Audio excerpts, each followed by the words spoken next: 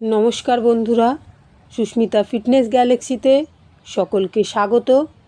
আগামী 5 জানুয়ারি থেকে ডাব্লিউবিপি কনস্টেবলের মাঠ শুরু হতে চলেছে।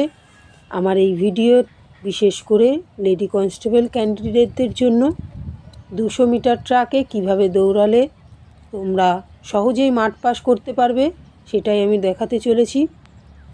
এই ধরনের ভিডিও পাওয়ার জন্য চ্যানেলটি অবশ্যই সাবস্ক্রাইব করে রাখবেন। আমার ইজি রানিংয়ে 3 মিনিট 12 সেকেন্ড সময় লেগেছে।